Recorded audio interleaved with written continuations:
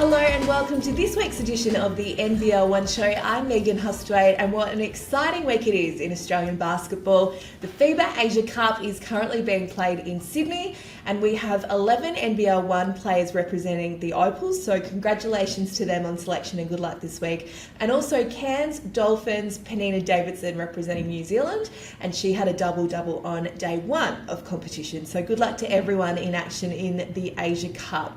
Well, we've been talking about our teams around the country that have been on winning streaks and yet to experience a loss in 2023. And over the last few weeks, some of those dominoes have begun to fall. And one team that had been unbeaten up until the weekend experienced their first defeat too. That is in NBL1 West, and Greg Hire is going to tell us about it now.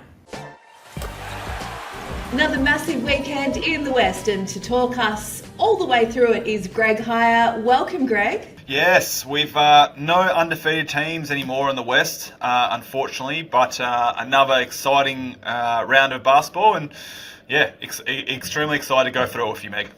So the Wizards in NBL1 North, their women had their first loss 2 rounds ago, and it was the Cougars in NBL1 West who experienced their first loss. Tell us all about it.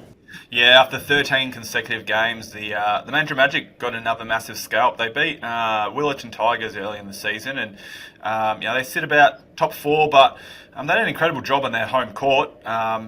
Sort of held Coburn Cougars to only 2 3-pointers, 50 points for the whole game. So Coach Vlad Avala did an incredible job. Hannah Hank, the South Australian local, she was sensational. She had 29 points and 17 boards, and so a massive result for Mandurah Magic. The Cougars, just a slight blemish. They got the job done the next night against Perry Lakes Hawks, who aren't a bad outfit, and they smashed them, 39 points. So just a slight blimp in the road track. Coburn have a pretty kind schedule coming up, but yep, no more undefeated teams. I'm not sure if that's across the whole league, Meg, but no perfect seasons here in the NBL1 West. A couple still standing in other conferences. Let's talk about Taya Burrows, another triple-double for her at the weekend. Surely a WNBL club is going to snap up her services ASAP. Oh, I couldn't agree with you more, Meg. She had 2 games this weekend, got 2-0. Seems like the writing's on the wall that she's not going to be signed by the Perth Lynx this season. Chloe Forster, I think, will replace her in the lineup, and whether that played into her mind this week when they played the Warwick Senators and she had a little bit of motivation. Yep, you're right. She had 16 points, 11 boards and 12 assists in only 23 minutes against her old team, Bunbury Slammers. But on Warwick Senators on Saturday night, she had 21 points and 7 boards and 6 assists. So certainly the things are going to be asked, do we believe she should have a position around the WNBL? I completely agree. Is she young and raw? Oh, absolutely. I think she was sort of thrown in the fire in that COVID hit season where she was asked to be the starting point guard. The next season, behind some absolute incredible players, maybe lost a little bit of confidence, but I believe in her ability.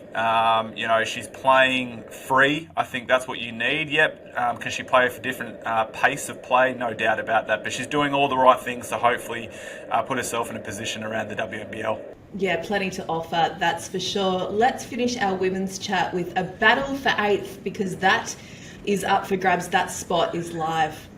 Yeah, 1 and 7's pretty much locked in. I think there's only two or 3 games, or 5 or 6 games left of the season. I don't think you can do that. But Eastern Suns and Lakeside Lightning, they're going to be jostling for that 8th position. Eastern Suns have played 2 less games, and they've both got big wins this weekend, and they both have pretty tough schedules. Eastern Suns, the combination of Natalie Chow from UCLA Export, Sam Roscoe and Mac Dyer, they're going to have to come up big. And then on the other side, Katie Jones, the Lakeside Lightning, she's going to be pivotal in their success. So interesting times. I mean, obviously they're jostling. I think the top 2 is pretty much set with Joondalup Wolves and Coburn Cougars. But we always like to see what they do. And I spoke early in the season. Eastern Suns, I believe they can play better in terms of their consistency. They've got some players. Tim Radulik, the head coach, young up-and-coming coach as well, a bit flamboyant in his style. So eager to see that 8th position and see how that tracks towards the back end of the season. Now over to the men's side of things, and a player put up 40 points, then 38 in a big double. And guess what? It wasn't Devondrick Walker. It wasn't. Unfortunately, Mandurah Magic haven't had too many positive things all season. I think they've only won 2 games. But Daquan Abraham, their import, he's been incredible. He's upped his average from last season where he averaged 22 points. He's now 25 points per game behind Quinton Dove and Devondrick Walker. So for third in the scoring points per game. But 40 points against the Cockburn Cougars in a loss, and then against Warwick Senators 38. As much as you might say, well, he's the only star player, for a guy to come in, week out, and just have that demeanour and that mindset, good on him. Young import. He's been fantastic. And he's not doing it like shooting threes and hogging the ball. He's getting to the rim. He slashes and he's athletic. So good on for the young fella, and I'm happy that there's at least a little bit of a positive story out of the Mandurah Magic.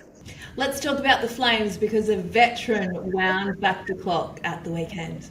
He did. One of my best mates, Tom Jervis. It's actually been comical to look at Facebook, and I feel like people have forgotten that Tom Jervis is a 4-time NBL champion and an absolute league stalwart and legend. But they played Warwick Senators on Saturday night. Warwick have been riding a lot of confidence, and Tommy was simply sublime in the third quarter when Warwick were toing and froing. Not eye-catching performance. He had 23 points and 12 rebounds. But if anyone wants to watch a clinic, turn that game on and watch the third quarter, because he was instrumental in their success. And I honestly think he's going to be the reason why they win a championship. Devondrick Walker will get his. Jeremy Coombs is sensational. Marshall Nelson, what a pleasure to watch him. But Tom Jervis, he was the catalyst of last year. He's the orchestra in that opera, I guess. And so he's really important, especially on this back end. And they'll play Perry Lake Hawks coming up. So to see Tommy Jervis improve his form will keep the Rockingham Flames fan base pretty happy. The orchestra of the opera, Be Still My Beating Heart. That is I don't know if sensational. that works. We'll run with it. I don't know where that came from, but I love it. Let's finish with the Zach attack. He had a pretty incredible round too. I know you just made that up, Meg, but no, he was incredible. I was watching their game against East Perth Eagles, as you do, and you're sort of checking through his stats, and I saw 3 from 3 from the 3-point line, 4 from 4, 5 from 5. He was 7 from 7, I think, at one point, and then he missed it the next couple. But he finished with 8 from 11. Now, he's a Sydney Kings development player last year. I know he had a trial recently at the Illawarra Hawks. Whether he pops up on an NBL roster, I'm not sure. Now, when you talk about guys elevating their game to put other teams in notice, the one criticism about Zach has been his efficiency from shooting from outside the 3-point line. And he did that. 8 from 11. He's an athletic beast. He's prowess. He's been inconsistent for Geraldton, and Dale Joseph would have not been happy with his performances to start the year with his big recruit signing. But these last 4 weeks, he's definitely stamped his authority. And Geraldton to finish top 2 and be a championship contender, Zach needs to be, well, as you sort of said, the Zach attack. And that's what he's doing these last few weeks. And good to see him really in scintillating form. You are the orchestra of my own NBL1 West heart. Greg Hire, always a pleasure to chat to you, and look forward to discussing some big games coming up this weekend with you next week. Absolutely. Thanks, mate. As always, love your business. Round 14 has just been completed in NBL1 East, and to bring us up to speed on all things happening is Jacinta Govind. Welcome, Jacinta. Hello, welcome. Thank you for having me. I don't know why I'm saying welcome to you, because you're the host of the show, but thanks for having me back. It's always nice to be welcomed in a week where your state, New South Wales, is hosting the Asia Cup. So we're looking forward to all of the action coming there. But let's talk NBL1. Someone who used it as a springboard last season was Nicole Munger. She's back for season 2 and doing big things as usual. Yeah, that is right. I think she notched up her perhaps second triple-double of the season. And this time it was against Inner West Bulls. So Munga ended the game with 18 points, 14 rebounds, 10 assists, and a handy 4 steals as well, just for good measure. I quickly spoke to Nicole Munga earlier today just to ask her if she was aware she was on track for a triple-double, and she said during the game she had no idea, but they thought that perhaps she had missed the mark. So she was very glad to hear today that she had in fact got her, what she believes her second triple-double in her whole career. But I feel like we've spoken about this before, but I'll have to go back to the archive and have a look. She is a cracker, Nicole Munga, and we can't wait to see what she does in the WNBL season coming up later this year with the Caps, off the back of another great campaign in NBL1 East.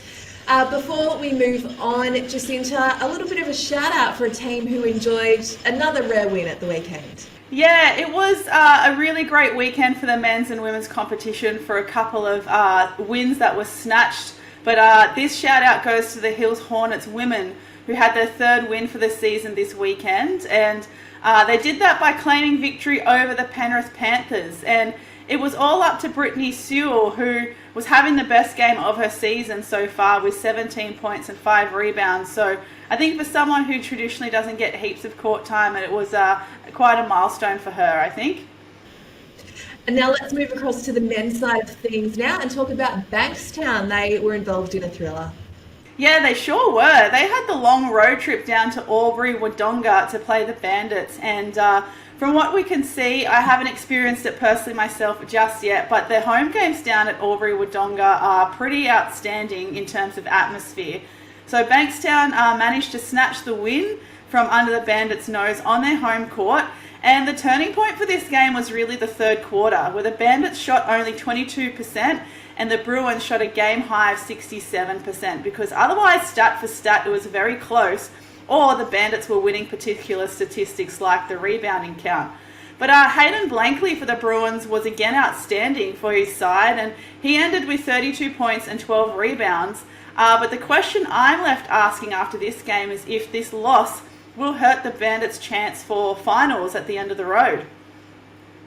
There's certainly some very telling results happening across the country at the moment as we head into the run home of the NBL1 2023 campaign. Wins seem to mean a lot more, and losses definitely hurt a bit more this time of year. Now let's finish with the Falcons, because they outrun the Bulls, and not for the first time. No, that's right. Like for the most of the season, the Inner West Bulls have been sitting comfortably in second position. But now that there's only one team that's beaten them twice this season, and it is the Newcastle Falcons. So the Falcons this round did see the return of Miles Cherry after he had last week off due to an injury he sustained the week before. But the real cherry on top was Ryan Beastie. He went into beast mode against the Bulls in this game and did pretty much everything to make sure the Falcons got the win. So he ended the game with 28 points, 11 rebounds, 5 assists, 4 steals, and 3 blocks, which is a stat line that is longer than the queue to get a Loon croissant in Melbourne. So I have to say as well, though, that 28 points included 6 from 10 from the 3-point line. Love a good croissant and a long stat line as well, Jacinta. Before we let you go, we spoke about the Asia Cup. There's 11 NBL1 players representing the Opals this week, which is fantastic, but a bit of an unusual situation where a coach will be missing in NBL1 East. Renee Garlett, obviously a great young up-and-coming coach in Australian women's basketball. She's an assistant to Shannon Seabob, so the Bears will be without her, or have been without her, for a couple of weeks. Yeah, that's right. Including the tough game against Sutherland last round, they were without Renee because the Opals were already in camp preparing for Asia Cup. But Renee has surrounded herself with a really strong coaching staff. Rachel Higginson has been part of the coaching staff for a while, whether it's with that particular team as a coach or a player. So she's very familiar with what Renee would want to run and what their systems are. And they've also got Rachel Herrick as well as a coach this year, just on the sly. So they still have plenty of experience to steer the ship while Renee is away with Opals. But yeah, I think the Bears, in a sense of on-court, off-court, have a great history with each other. And I think that history and their experience is going to be their real ace up their sleeve heading into the final rounds. Wonderful promotion for Renee to be an assistant coach for the Opals at this tournament. Of course, she represented the Opals as a player, and she now continues her coaching journey through the Asia Cup. She'll be back in NBL1 East soon, so looking forward to that. May your week be light and fluffy like a loom croissant, Jacinta, and I look forward to seeing you at the Asia Cup, and then I'll see you again here next week. Yes, that is correct. I'm looking forward to seeing you at Asia Cup, and I'm sure it will be just as stuffed as a very good loon croissant as well. I heard the almond ones are the best ones. I'm not too sure. I can't say. Maybe someone can let me know. We'll continue our croissant chat in Sydney. Thank you, Jacinta. Time to head to South Australia now to discuss all things NBL1 Central with Tristan Prentice. Welcome, Tristan. Plenty to talk about this week as usual. As usual, Megan. And this weekend, particularly of NBL1 Central, there were quite a few unusual results that were thrown up and quite a few games where you thought that streaks were going to be broken, but some stayed alive. Let's get into talking about NBL1 Central. Well, let's start with the men's side of action. And Daniel Johnson is a veteran of Australian basketball, and DJ continues to do DJ things. He certainly does, Megan. He helped engineer Panther Escape 2. The sequel was just as good as the original over the luckless Lions for the South Adelaide Panthers. They escaped in the final seconds, again with an 86-83 win at the Jungle. As you mentioned, Daniel Johnson, 35 points and 9 rebounds. He returned to the South Adelaide Panthers side and steered them into the lead with minutes left after the Lions' Brandon Jenkins reeled off 29 points, 4 rebounds, steals and assists to give his team a 13-point lead in the final quarter, but the South Adelaide Panthers, through Johnson, Starling and a few others, including Jared Hoppo, ran it down from behind, Megan. What about the Flames? They are roaring up the ladder. Yeah, they certainly are, the Norwood Flames. They grabbed an important win to jump to 6th with an 82-99 win over the Southern Tigers at the Cage. The game was highlighted by many athletic slams above the rim, a bit of a dunk fest down there at the Cage. Trey McBride played a game like he was in the passenger seat, controlling his team and quietly put together a stat line of 20 points, 6 rebounds, 5 assists and steals to set it all up after quarter time. But it was Canadian college graduate and master of the tomahawk, as we've seen on the NBL1 socials, Isaac Miller, Jose, punched one into his opponents to finish with a better game than the stats suggest, 13 points and 11 rebounds.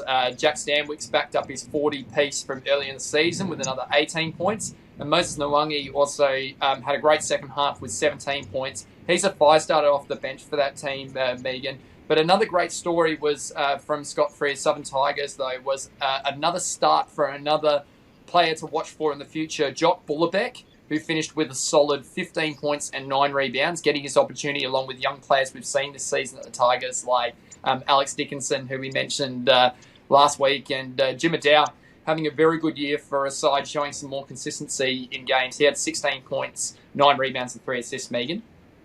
What about the soaring Eagles, who have secured second place for now? Yeah, they've secured second place. It was a tough one against the Sturt Sabres, who really pushed them hard. Sturt celebrating their heritage round as United Church, ran down an initial 15-point lead to the Eagles in the second quarter. But then the Eagles were able to get that win in the end, and it was an important split for them to grab.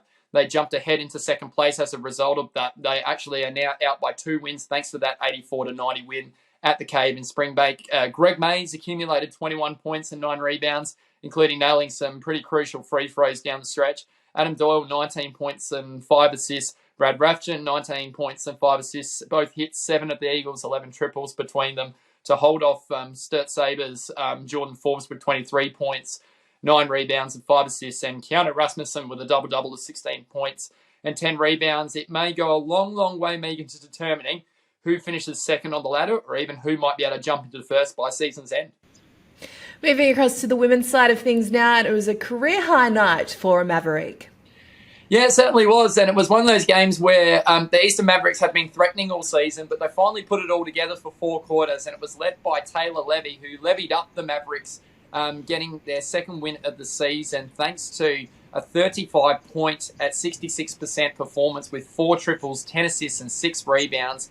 They smacked the Woodville Warriors 100-57 at St. Francis. Janet Otto returned from a short injury layoff as well with 20 points, 7 rebounds and 5 assists. And Olivia Bradley continued her recent form with 19 points, 6 rebounds and 2 blocks.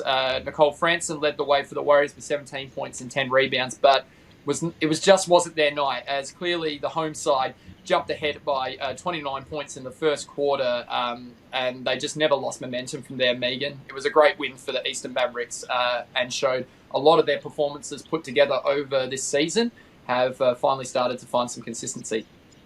Well, Ali Wilson led the way for her team, and she had a teammate that went along for the ride.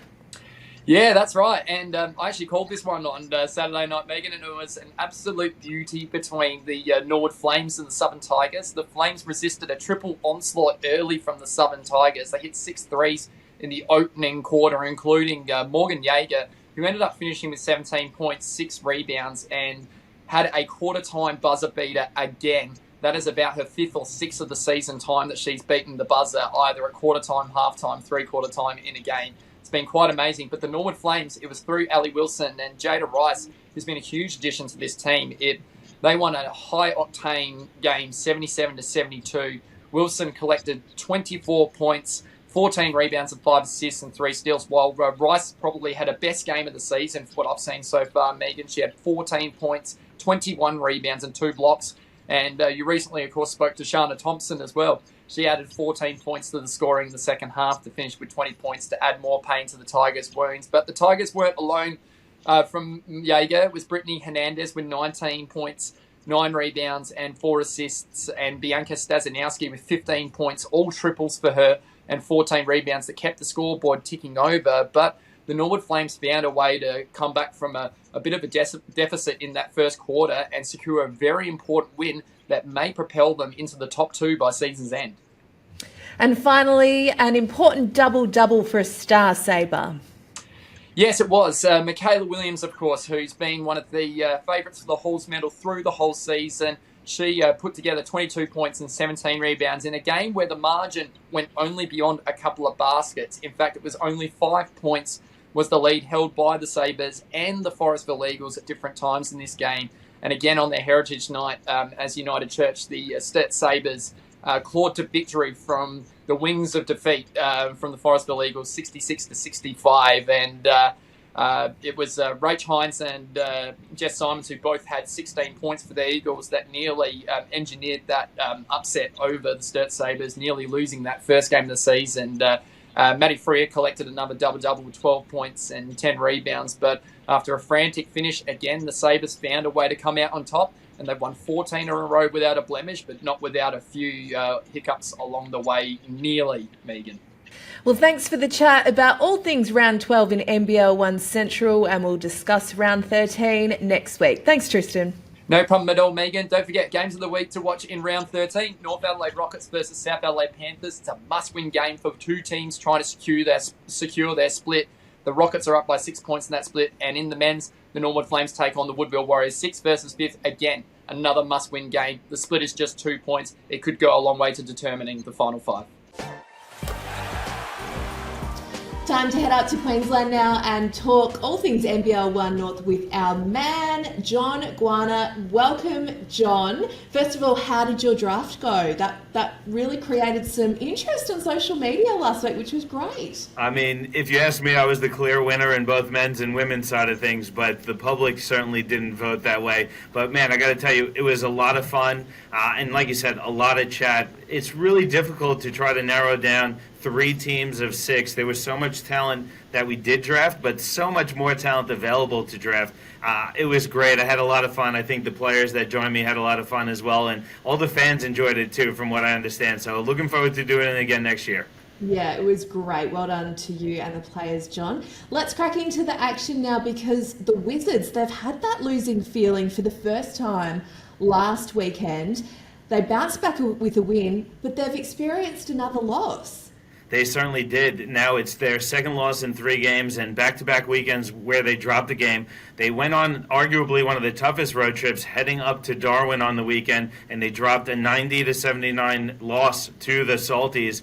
Playing without Aaron Bowman, Wizards were without A.J. Johnson as well. It was a tight game up until the fourth quarter, and Darwin pulled away with a 25-15 fourth quarter.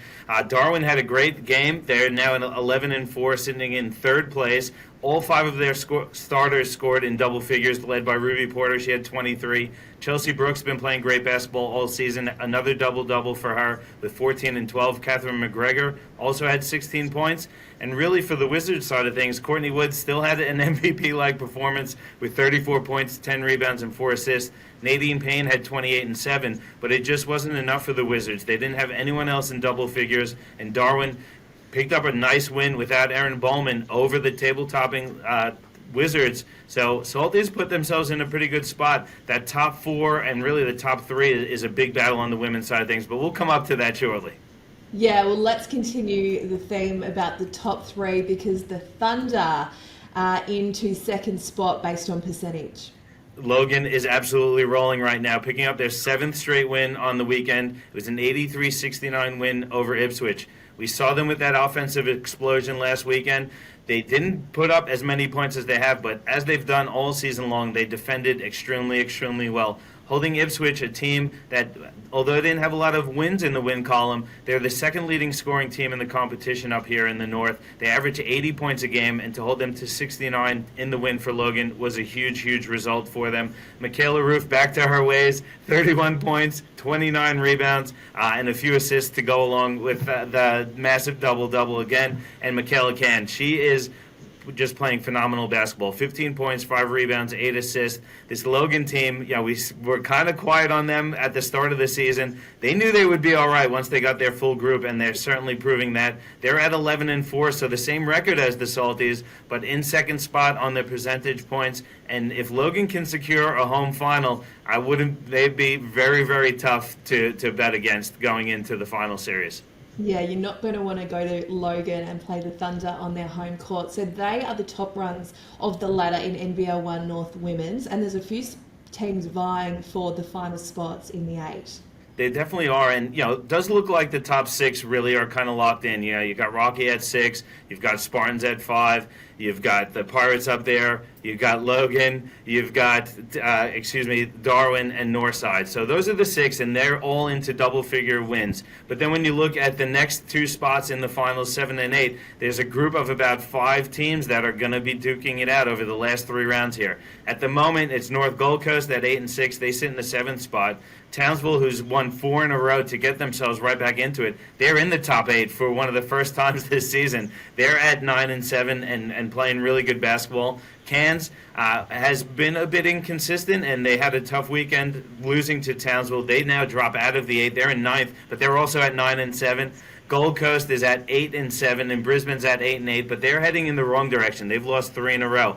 Now, you look at those records. We've got 3 more rounds to go. Anything can happen in the next few weeks. It's going to be absolutely insane. Now, one thing I want to say is Gold Coast, their game was postponed on the weekend against Ipswich. So that's a really important game to see where it goes. It was a close game with about 5 minutes to go in the third quarter. It had to be postponed due to a really horrific injury to Grace George. And Grace, if you are tuned in, we just want to send you our best wishes in this recovery. We know it's going to be difficult, but we're all here backing you up. And that's a game that we have to keep an eye on because it could have finals implications.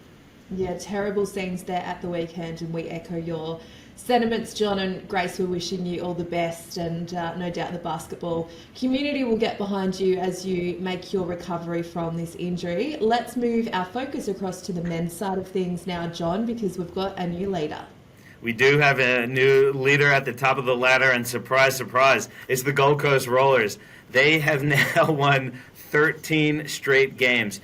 They're at the top of the ladder because they've actually played one more game than Logan, but Gold Coast are absolutely rolling now. They had a big weekend. They had 2 games. They picked up 2 wins. On Saturday night, it was a 20-point win, a comfortable win over the Brisbane Capitals at home. On that evening, Logan dropped the game to Ipswich, which really opened things up for the Gold Coast. It was a tough game for Logan at home against Ipswich.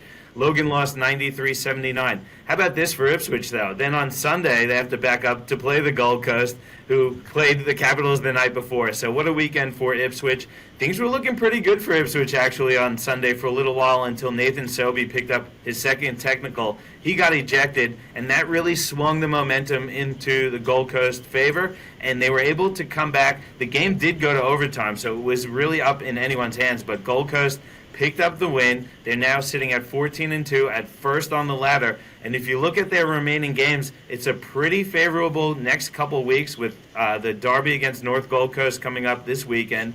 Then they travel to Red City before the final round where they take on Logan at home. They couldn't really play out any better than this. The top two teams at the top of the ladder looking for a final weekend spot to see who wins the regular season, potentially. Man, that round is going to be an insane game. I can't wait for that. But Gold Coast sitting at the top of the ladder, knocking Logan off the rung that they've been sitting on pretty much since the start of the season. Now, there's been some NBL stars really heat things up in NBL1 North this season, and Todd Blanchfield is one of those, and he did it again at the weekend. He did it again, and he did it in a massive, massive way. Blanchfield is a key part of this Gold Coast Rollers team. We talk about Jason Cadillo all the time, but Todd Blanchfield has been delivering in spades, particularly since they lost Tanner Krebs. But Todd had a huge, huge weekend. In the win against the Capitals, he had 34 points, 10 rebounds. 5 of them were offensive. He shot 46% from the field, 33% from three in the win against the Capitals. Then he backed it up on Sunday with 42 points, 19 rebounds, 7 of which were offensive. He also shot 46% from the field, nearly 42% from three. He got to the free throw line 13 times and hit 11 of them. So how about that? A 34-point game followed up by a 42-point game in 2 huge wins for the Rollers. And in particular, that game against Ipswich. I was there. It was the game of the week. The battle between Todd Blanchfield and Deng Deng was something that we watched from the start. There was a lot of chatter going on the court there, but Todd certainly held up his end and was a huge part in that Gold Coast comeback with a huge win, putting them top of the ladder. And a great call of that game as well. Now, we spoke about how the final spots in the 8 are up for grabs in the women's, but things have been blown a lot more wide open in the men's, John. How many teams are vying for, the final 4 spots? I mean, it's really like the final 5 spots, if we want to be honest here, because Logan and Ipswich and Gold Coast really are the teams that feel pretty secure. We know Logan has secured a final spot. I would imagine Gold Coast has as well at this point. Ipswich is right there in that 3rd spot, probably needed to sweep the weekend to feel really comfortable about the top 3. But when we look at 4 through 13, you've got Pirates at 9-7 in 4th, Kansas at 9-7 in 5th, Mackay's 8-7 in 6th, Darwin's 8-7 in 7th, and the Sunshine Coast Phoenix are at 8-7. That's the top 8. But how about this for 9 through 13? You got Spartans at 8-8 in 9th. North Gold Coast, who just last week were in the top 8, are out now. They're in 10th at 7-7. And then you've got Rip City and Northside both at 7-8, and Brisbane Capitals at 7-9 with a bit of an outside chance. So we talked about top 3, but spots 4 through 8 are wide open, and there is a plethora of teams with plenty to play for. So when I tell you that every game counts, this is exactly why, because we only got 3 more rounds to go, and every single game is going to be an impactful game for those teams that I just mentioned. It's been a great season, but man, this finish is going to be absolutely phenomenal. I can't wait. Well, the start of the finish starts this weekend with round 14, so I can't wait to see what unfolds and to wrap it up with you this time next week. John, have a great week, and we'll see you next time on the NBL1 show. Thank you. I can't wait. Round 11 just completed in NBL1 South, and joining us as he always does is Matt Hickey. Well, not always, we haven't seen you for a few weeks, but we're very happy to have you back, Matt. And let's start with the men, because there were some thrilling results in the weekend action. There certainly was. What a weekend to come back. It was crazy that the results were flying in thick and fast and game winners galore. I'll start with Friday night. Bendigo versus Melbourne. As I said, it was a thriller. Melbourne ended up winning 83-82 away from home. Went to overtime. Bendigo were down by 3, had possession. Lat Main pulls in an offensive rebound, sprints outside the 3-point line, or so he thought, shoots a one-legged fadeaway. It drops, but it's called a 2, and so they eventually go down by 1 point. And if you have a look at the vision, have a look at opposition coach Andrew Gaze. He's very eager to get the handshakes over and done with and get into the locker room and try and claim that win. Very well described, Matt. Certainly an action-packed finish there, and always very entertaining watching the great Andrew Gaze coach the Melbourne Tigers. Now, we had Jack Davidson, Ballarat Miners import, on the show last week. He was a great guest, and he did some great things against Kilsyth at the weekend, including the winner.